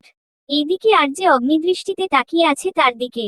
তার মুষ্টিবদ্ধ হাত বারবার শক্ত হচ্ছে আবার খুলছে, যেন নিজেকে ধরে রাখছে বহু কসরতে। তার চোখ একবার ছেলের দিকে যায়, তারপর আবার সেই রিমোটে। এক মুহূর্ত, শুধু একটা মুহূর্ত লাগবে সব শেষ করে দিতে। কিন্তু পর মুহূর্তে নিজেকে সংবরণ করে এক হাতে ঘাড় ঘষে কাইলিনের দিকে তাকিয়ে চোখে ইশারা করে। কাইলিন ইশারা বুঝে নিঃশব্দে মাথা নাড়িয়ে ধীরে ধীরে সরে যায় আর অন্ধকারের ভেতরে মিলিয়ে যেতে থাকে। আরজে দ্রুত কদমে এগিয়ে এসে ছেলের সামনে হাঁটু গেড়ে বসে পড়ে। এদিকে সানার বুকের ভেতরটা যেন ছিঁড়ে যাচ্ছে। সে বারবার আরভির নাম ধরে ডাকছে, ভীর, সোনা, চোখ হলো দেখো। তার কণ্ঠ কাঁপছে, গলা ভারী হয়ে এসেছে কান্নায়। সানার বারবার ডাকাডাকিতে হঠাৎ রমণীর কোলের নিস্তেজ শরীরটা সামান্য নড়ে চড়ে ওঠে। আরভির দুর্বল আখি পল্লব ধীরে ধীরে খুলে যায়। প্রথমে সবকিছু ঝাপসা লাগে তার কাছে, তারপর চোখের সামনে কাঙ্ক্ষিত মুখটা পরিষ্কার হয়। সানা এক সেকেন্ডও দেরি করে না, সে নিচু স্বরে বলে, মমো। পরের মুহূর্তেই সে সানার বুকে ঝাঁপিয়ে পড়ে ছোট্ট আরভি হাউমাউ করে কেঁদে ওঠে। দুই হাতে সানাকে শক্ত করে জড়িয়ে ধরে। সানাও আর নিজেকে আটকাতে না পেরে ছেলেকে এমনভাবে বুকে চেপে ধরে যেন কেউ আবার ছিনিয়ে নিতে না পারে। হ্যাঁ, সোনা, দেখো মমো এখানে। আর কিছু হবে না। বিপরীতে আরভি যেন এখনো নিজেকে বিশ্বাস করাতে পারছে না, সানা সত্যিই এখানে। তাই অবিশ্বাসের সুরে বলে, মমো, তুমি সত্যিই এসেছো? আমি ভেবেছিলাম তুমি আর আসবে না। মমো না এসে পারবে? মমো যে তোমাকে ছাড়া এক মুহূর্তও থাকতে পারে না। রমণীর চোখ বেয়ে টপটপ করে পানি পড়ছে। আরভি কাঁদতে কাঁদতে অভিযোগের সুরে বলতে থাকে, জানো মা, ওরা ওরা আমাকে খুব কষ্ট দিয়েছে। সাথে সাথে সানার বুকের ভেতরটা মোচড় দিয়ে ওঠে। তার ছেলে এমনিতেই ব্যথা ফেলে কাঁদে না আর বলেও না, তাহলে ঠিক কতটা কষ্ট পেয়েছে যে সে মুখ ফুটে বলছে। সানা তার ললাটে চুমু খেয়ে বলে, কে করেছে? কে আমার বাচ্চাটাকে ছুঁয়েছে? বলো মমকে। আরভির ছোট্ট হাতটা শক্ত করে আঁকড়ে ধরে সানার জামা। সে ভাঙ্গা গলায় বলতে থাকে, ওরা ওরা আমাকে খেতে দেয়নি। আমি কতবার বলেছি আমি মাছ ছাড়া খেতে পারি না, ওরা শোনেনি। আমার খুব ক্ষুধা পেয়েছিল, পেট ব্যথা করছিল। আমি কাঁদছিলাম কিন্তু ওরা হাসতো। আমি তোমাকে, ড্যাডকে, আন্নাকে অনেকবার ডেকেছি। সানার বুকটা যেন ছিঁড়ে যাচ্ছে। ওই জানোয়ারগুলো একটা বাচ্চার সাথে এমনটা করেছে। সে তাকে বুকের সাথে মিশিয়ে বলে, মমো শুনতে পায়নি সোনা, কিন্তু আমি জানতাম আমার বাচ্চাটা কাঁদছে। বিপরীতে আরভি সানার সান্ত্বনা বাণীতে থামছে না। সে ফের আওড়ায়, মমো, ওরা রাতে আমাকে ঘুমাতেও দেয়নি। আলো জ্বালিয়ে রাখতো। আমি চোখ বন্ধ করলেই চিৎকার করত। আমি তোমাকে ডাকলেই ওই ব্যাড আঙ্কেলগুলো আমাকে মারতো। এখানে এখানে বলতো চুপ থাকতে। আমি তোমাকে খুব মিস করেছি মমো। এক একটা কথা যেন ছুরির মতো বিঁধছে সানার বুকে। সে ছেলেকে আরো শক্ত করে জড়িয়ে ধরে, তার মাথায় হাত বুলিয়ে দেয়। রমণীর কণ্ঠস্বর থেকে শব্দ বেরুচ্ছে না, তারপরও বহু কসরতে বের হয়, মোমো ভীষণ মিস করেছে ভীরকে। হুশ, আর কিছু হবে না সোনা। আরভি কাঁদতে কাঁদতে মুখ লুকিয়ে ফেলে তার বুকে। আমি আর থাকবো না এখানে মমো, প্লিজ চলো। হ্যাঁ সোনা, এক্ষুনি যাব। এদিকে আরভির মুখ থেকে নিঃসৃত হওয়া প্রতিটা শব্দ শুনছে আরজে। তার হাত ধীরে ধীরে মুষ্টিবদ্ধ হয়ে আসছে। শিরাগুলো ফুলে উঠছে, যেন তার ভেতরে আগ্নেয়গিরি জেগে উঠছে। এরা তার একমাত্র রক্তের সাথে। তার চোখ ধীরে ধীরে রক্তলাল হয়ে ওঠে। এক মুহূর্তের জন্য সে মাথা নিচু করে নিজের শ্বাস নিয়ন্ত্রণ করার চেষ্টা করে। তারপর চোখ তুলে সানার দিকে তাকিয়ে ইশারা করে। সানা বুঝে, সে আরভির মাথাটা আরো শক্ত করে নিজের বুকে চেপে ধরে, যেন কিছুই না দেখে, না বোঝে। আর যে হাত বাড়ায়, তার দৃষ্টি গিয়ে আটকে আরভির কোমরে। তারগুলো এলোমেলোভাবে পেঁচানো, টাইমার ঝলসে উঠছে 1.5 মিনিট। সময় খুব কম। যদি টাইমারটা বেল্টে বাঁধা থাকতো তাহলে খুলে ফেলা যেত, কিন্তু এরা এটাকে শুধু তার দিয়ে পেঁচিয়ে দিয়েছে। আর যে হাত বাড়াতেই তার গার্ডরা মুহূর্তে বুঝে একজন এগিয়ে এসে নিঃশব্দে তার হাতে একটা কাঁচি ধরিয়ে দেয়। আর যে কাঁচিটা হাতে নিয়ে কিতকাল বুঝার চেষ্টা করে। সে লাইফে বহু বোম ডিফিউজ করেছে। সোফিয়া তাকে এসব বিষয়ে অনেক আগেই ট্রেন্ড করেছে, কিন্তু আজ যেন তার হাত কাঁপছে এই প্রথম। কারণ এটা শুধু একটা বোম না, এটা তার ছেলের জীবন।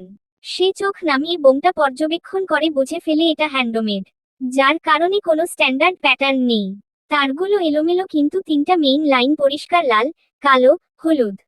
এদিকে সানা বারবার তাকে তাড়া দিচ্ছে, রণবীর, প্লিজ, তাড়াতাড়ি। আর যে এক মুহূর্তের জন্য তার দিকে তাকায়। সে ধীরে কাঁচিটা একটা তারের দিকে তোলে। সানা মাথা নাড়িয়ে হ্যাঁ বুঝায়, সাথে সাথে দুজনেই একসাথে চোখ বন্ধ করে ফেলে। আর যে দাঁতে দাঁত চেপে কাঁচিটা চাপ দেয়, মুহূর্তে তারটা কেটে যায়। আর তারপরই জাওয়ান ম্যানশনের বেজমেন্টের সোফিয়ার সেই অভিশপ্ত কক্ষের ভেতরে, যেখানে প্রতিটা দেয়াল যেন ইতিহাস নয়, বরং পাপের সাক্ষী। সোফিয়ার বহু শখের এই মিউজিয়াম, কিন্তু বাস্তবে এটা একটা বিকৃত প্রদর্শনী, যেখানে মানুষকে স্মৃতি হিসেবে নয়, ট্রফি হিসেবে সংরক্ষণ করা হয়েছে। সেই কক্ষে সারহাদ দাঁড়িয়ে চারদিকে ভালো করে পর্যবেক্ষণ চালাচ্ছে তার কাঙ্ক্ষিত জিনিসটার জন্য। সে সোফিয়ার এমন অদ্ভুত ইচ্ছার ব্যাপারে ভালোভাবে অবগত। তালহাকে একটু আগে আবু নিয়ে গেছে। দীর্ঘ ক্লান্তিকর সময়টুকু কেটে আজ তালহা সত্যিই মুক্তির স্বাদ পেতে চলছে। অন্যদিকে সিতারা দিহানের সাথে মিলে এভিডেন্স কালেক্ট করতে ব্যস্ত হয়ে পড়েছে। সারহাদ প্রতিটা কাচের বক্স খেয়াল করছে, ঘরের নজরে আসে প্রতিটা বক্সের ভেতরে মানব দেহের অঙ্গ পতঙ্গ সাজিয়ে রাখা হয়েছে। হঠাৎ সারহাদের দৃষ্টি আটকে আছে সামনের পাশাপাশি দুটো বক্সে। তার মনে হচ্ছে সময় যেন হঠাৎ থমকে গেছে, কেননা প্রথম বক্সটার কাচের ভেতরে সংরক্ষিত দুটি চোখ, জীবনহীন তবুও যেন তাকিয়ে আছে। আর পাশের বক্সে একটা হৃৎপিণ্ড। আর দুটো বক্সের নিচে লেখা ফাহাদ চৌধুরী ও আজাদ চৌধুরীর নাম। এক মুহূর্তে সারহাদের বুকের ভেতর কিছু একটা ভেঙে পড়ে। কণ্ঠনালী ফুঁড়ে কোন শব্দ বের হচ্ছে না। সে তার বাবার লাশটুকুও পায়নি, কবর দেওয়ার মতো একটা শরীরও না। আর আজ এইভাবে তার চোখের সামনে তার বাবার চোখ আর তার দাদার হৃৎপিণ্ড। তার কৃষ্ণকালো চোখজোড়া ঝাপসা হয়ে আসে। ধীরে ধীরে এক ফোঁটা জল কার্নিশ বেয়ে গড়িয়ে পড়ে। সে চোখ বন্ধ করে ফেলে এক মুহূর্তের জন্য। অন্ধকারের ভেতর ভেসে ওঠে পুরনো স্মৃতি। পর মুহূর্তে আবার সে চোখ খুলে পেলে। সারহাদ কাঁপা কাঁপা হাতে বক্সটার ওপর হাত রেখে ফিসফিস করে আওড়ায়, ড্যাড, তুমি শেষ নিঃশ্বাসের আগ পর্যন্ত এই চোখ দুটো আমার সাথে মিলাওনি। আমি কতবার চেয়েছিলাম, একবার, শুধু একবার তুমি আমার দিকে তাকাও। সারহাদের আঙুল কাচের উপর শক্ত হয়ে যায়, সাথে গলাটাও ভারী হয়ে আসছে। সে একটু থেমে ফের আওড়ায়, কিন্তু তুমি তাকাওনি, একবারও না। আর আজ দেখো 18 বছর পর, আমি দাঁড়িয়ে আছি, আর তুমি, এইভাবে, আমার দিকে তাকিয়ে আছো। তার কণ্ঠ ভেঙে যায়, শব্দগুলো গলায় জড়িয়ে আসছে, তারপরও বহু কসরতে বের হয়। ড্যাড, এটাই কি ছিল আমাদের শেষ দেখা হওয়ার নিয়তি? আমি তোমাকে কবর দিতে পারিনি, শেষ বিদায়ও জানাতে পারিনি, কিন্তু আজ আমি তোমাকে নিয়ে যাব এই নরক থেকে সম্মানের সাথে। তারপর ধীরে সে পাশের বক্সটার দিকে তাকায়। হঠাৎ সারহাদের চোয়াল শক্ত হয়ে যায়। এতক্ষণের নমনীয়তা উড়ে গিয়ে আসে হিংস্রতা। পিছনে তাকিয়ে রুক্ষ স্বরে ডাকে, এজাজ, ইয়ান। দুজন দ্রুত এগিয়ে আসে। সারহাদ চোখ না সরিয়েই বলে, এই দুটো বক্স অত্যন্ত যত্ন করে নিয়ে যাও। এগুলো আর এখানে থাকবে না, এগুলো তাদের জায়গায় যাবে। এজাজ আর ইয়ান মাথা নাড়িয়ে অত্যন্ত সাবধানে তারা বক্স দুটো তুলে বেরিয়ে যায়। সারহাদ এক মুহূর্ত দাঁড়িয়ে থেকে চারপাশে তাকায়, এই বিকৃত মিউজিয়ামের দিকে। তার ঠোঁটে ধীরে ধীরে একটা ঠান্ডা হাসি ফুটে ওঠে। হিসহিসিয়ে বলে, Mrs Sofia Jawan, enjoy your last time. তারপর সারহাদ একদল ইন্টারপোলের টিম ও তার গার্ড নিয়ে এগিয়ে যায় বেজমেন্টের আরো গভীরে। শেষে একটা দরজার সামনে এসে থামে সে। সারহাদ খুব ভালো করে জানে দরজার ওপারে কে আছে। কয়েক সেকেন্ড নীরবতা কাটিয়ে সারহাদ ধীরে মাথা কাত করে দরজার দিকে তাকায়।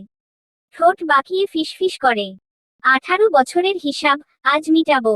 সমুদ্রের উপর ঘন কালো আধারের বুক চিরে দাঁড়িয়ে আছে দানবীয় মার্কানের জাহাজ ড্যাসেল। চারদিকে শুধু ঢেউয়ের শব্দ, কিন্তু ড্যাসেলের ভেতরে মৃত্যুর গন্ধ, ধোঁয়া, বারুদের তীব্র ঝাঁজ। ঠিক সেই মুহূর্তে আরজে তার কাটার পর একদম নিস্তব্ধতায় চেয়ে যায় পুরো কক্ষ। কোনো বিস্ফোরণ না, কোনো শব্দ না। চারপাশে হঠাৎ এক অদ্ভুত নীরবতা নেমে আসে। সানা শক্ত করে বন্ধ করে রাখা চোখ ধীরে ধীরে খুলে। রমণীর বুক দ্রুত উঠানামা করছে। আতঙ্কিত হাত এখনো কাঁপছে। সে চোখ তুলে চারদিকে তাকায়, তারপর দৃষ্টি থামে আরজের দিকে। বিপরীতে আরজের বুক থেকেও একটা গভীর স্বস্তির নিঃশ্বাস বেরিয়ে আসে। যেন এতক্ষণ সে নিজের প্রাণটা আটকে রেখেছিল। রমণীর চোখের কোণটা চিকচিক করে ওঠে। আরজে ধীরে হাত বাড়িয়ে সানার কাপা হাতটা নিজের মুঠোয় নেয়। তার উষ্ণ আঙুলের স্পর্শে সানার কাঁপুনি একটু থামে। চোখাচোখি হয় দুজনের। কয়েকটা মুহূর্ত কোনো কথা নেই, শুধু একে অপরকে দেখছে। ধীরে ধীরে দুজনের ঠোঁটের কোণে একসাথে ফুটে ওঠে তৃপ্তির হাসি। এদিকে সানার বুকের সাথে লেপ্টে থাকা ছোট্ট আর 2 দিনের না ঘুম, না খাওয়া, নির্যাতনের পর ধীরে ধীরে মায়ের উষ্ণতা অনুভব করে আবার ঘুমিয়ে পড়েছে। তার ছোট্ট হাতটা এখনো সানার জামা আঁকড়ে ধরা। আরজে ধীরে তাকে নিজের কোলে তুলে নেয়। মুহূর্তে তার বুকটা হঠাৎ ভারী হয়ে ওঠে।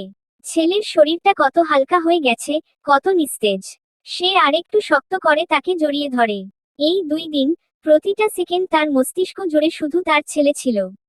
আর এখন ছেলেটা তার কোলে নিরাপদ ভাবে আছে। সাথে সাথে তার বুকের ভেতর জমে থাকা আগুন, রাগ, হিংস্রতা সবকিছুর মাঝে একটা শান্তির ঢেউ এসে আছড়ে পড়ে।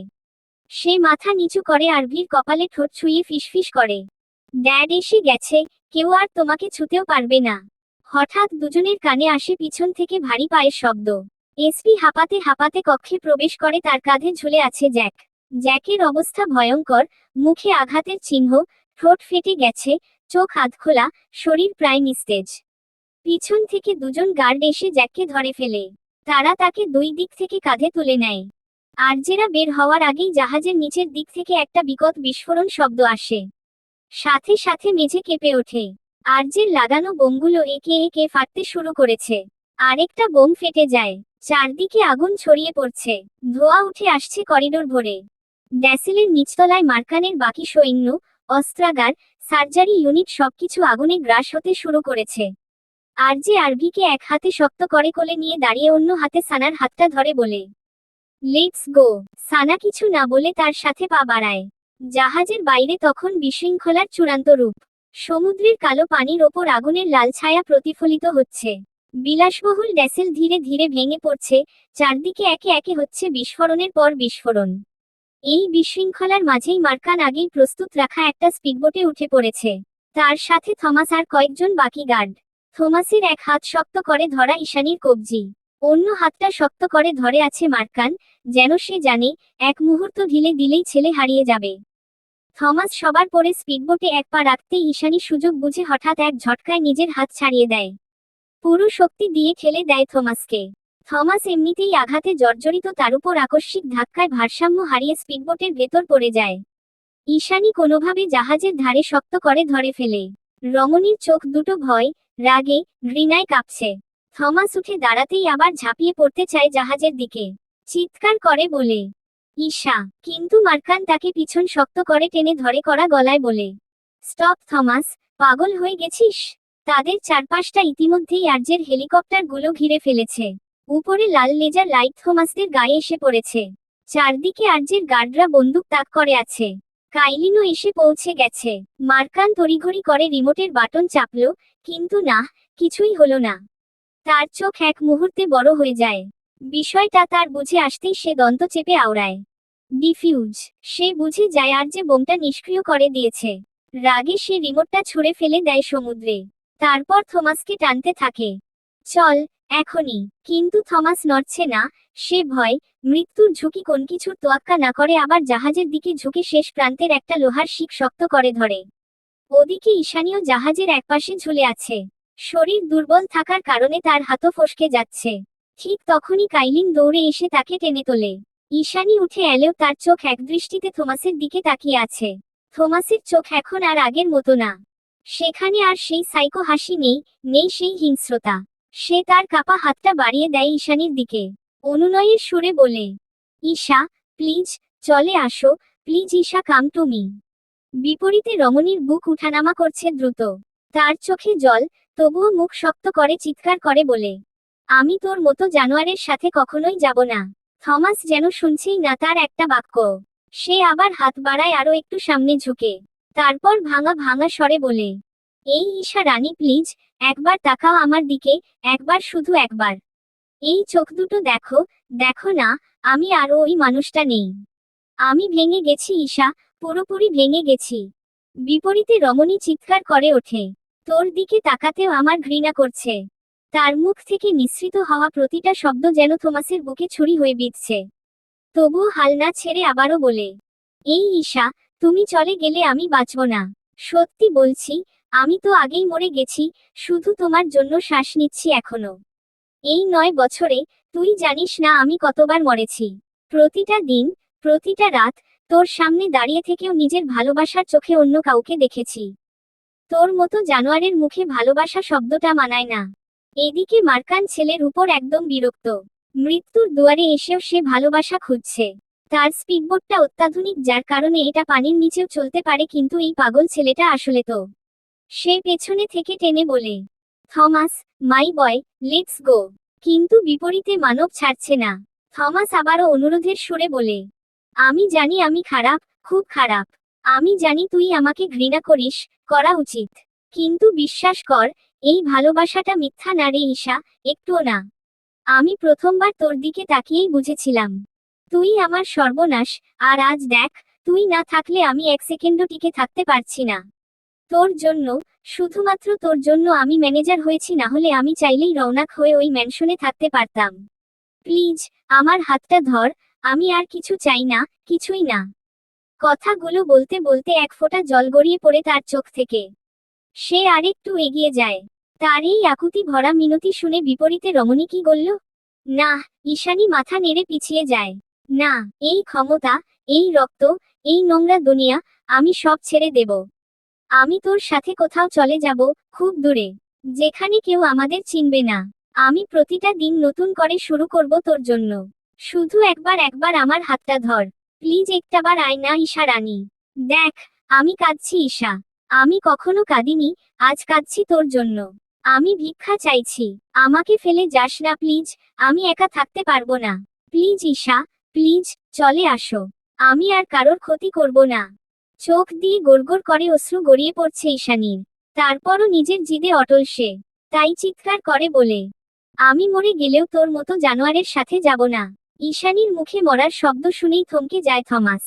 পরমুহূর্তেই আবারও এগিয়ে এসে বলে, ঈশা। তার কণ্ঠ থেকে আর বাকিটা বেরোনোর আগেই পরপর দুটো গুলি চলে যায় থমাসের পায়ে। তার সারা শরীর কেঁপে ওঠে, ব্যথায় মুখ কুঁচকে যায়, তবুও শিক ছাড়ে না। সে প্রায় পড়ে যাচ্ছে। আরেকটা গুলি তার বুকে লাগার আগেই মার্কান ছেলের সামনে এসে দাঁড়ায়। সাথে সাথে গুলিটা তার কাঁধে লাগে। থমাস চিৎকার করে ওঠে, ড্যাড!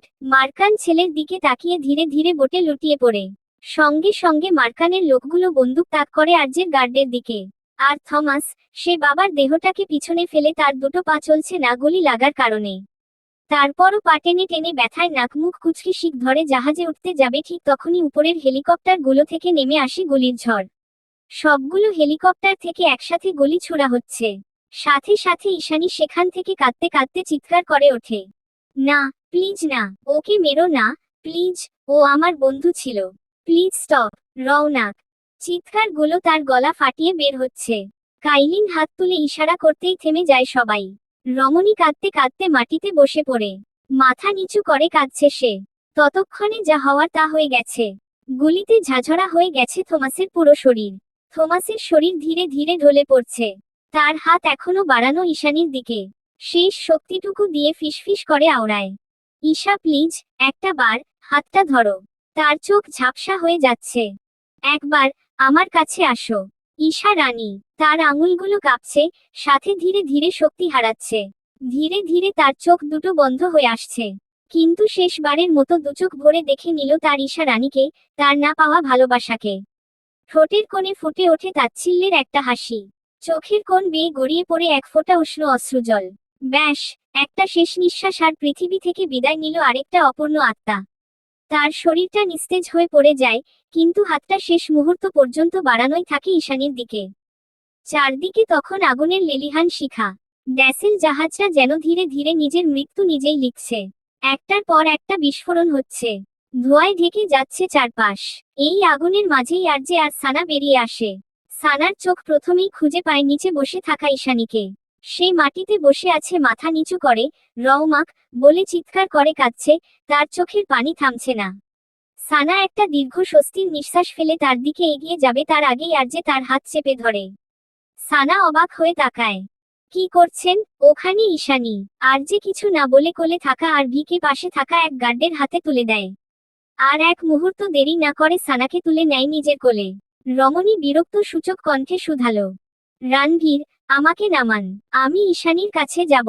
কিন্তু বিপরীতে মানব একটাও কথা না বলে সোজা তাকে নিয়ে এগিয়ে যায় হেলিকপ্টারের দিকে। পেছনে আগুন, বিস্ফোরণ, আর সামনে তার নির্লিপ্ততা, কঠিন মুখ। আর যে হেলিকপ্টারে উঠে সানাকে পাশে সিটে বসিয়ে দেয়। তারপর আর ভিকে নিজের কোলে তুলে নিয়ে এক হাতে ছেলেকে আঁকড়ে ধরে, অন্য হাত দিয়ে সানার কোমর জড়িয়ে টেনে নেয় নিজের কাছে। তার মাথাটা সিটে ঠেকিয়ে চোখ বন্ধ করে ফেলে। একটা দীর্ঘ শ্বাস বেরিয়ে আসে ভিতর থেকে। যেন 2 দিনের ঝড় শেষে আজ প্রথমবার সে শান্ত। তার বুকের ভেতর এতক্ষণ ধরে জ্বলতে থাকা আগুনটা ধীরে ধীরে নিভে যাচ্ছে। কিন্তু পাশে বসা রমণী থামছে না। সে আর্যের দিকে তাকিয়ে দন্ত চেপে বলে, আপনি আমাকে এখানে বসিয়ে রেখেছেন কেন? ঈশানী ওখানে একা, আমি ওর কাছে যাব। ওর কি অবস্থা দেখেছেন? আমি ওকে ফেলে কোথাও যাব না। রানভীর, শুনছেন আপনি? আমি নামছি। সে উঠে দাঁড়াতে গেলে আর্যে শক্ত করে তাকে টেনে বসিয়ে গম্ভীর স্বরে বলে, সিট ডাউন। সানা ক্ষুব্ধ হয়ে তাকায়, আপনি এমন কেন? রমণীকে আর বাকিটা বলতে না দিয়ে আর্যে চোখ খুলে তার দিকে তাকায়। তারপর খুব ধীরে বলে, cause someone is coming for her. Sana থেমে ভ্রু কুঁচকে তাকায়। মানে? ঠিক তখনই রমণীর চোখ চলে যায় দূরের দিকে, যেখানে অন্ধকার আকাশের বুক চিরে একটা হেলিকপ্টার দ্রুত গতিতে এগিয়ে আসছে। সানার চোখ বড় হয়ে যায়। এটা কে? হেলিকপ্টারটা কাছে এসে থামার আগেই সেখান থেকে একজন লাফিয়ে নামে। পুরোপুরি উন্মাদের মতো দৌড়ে যায় ঈশানীর দিকে। সে চারপাশের আগুন, বিস্ফোরণ কিছুই দেখছে না। শুধু একদিকেই ছুটছে ঈশানীর দিকে। সানা স্তব্ধ হয়ে তাকিয়ে থাকে। আর যে আবার চোখ বন্ধ করে ছেলেকে বুকে চেপে ধরে। তার ঠোঁটের কোণে হালকা একটা রেখা ফুটে ওঠে, যেন সে আগেই জানতো কে আসবে। এদিকে ঈশানী হেঁচকি তুলে কাঁদতে কাঁদতে উপরে তাকায় আর সামনে দাঁড়িয়ে থাকা ব্যক্তিকে দেখে সে চমকে ওঠে। কণ্ঠ থেকে ফিসফিস করে বের হয়,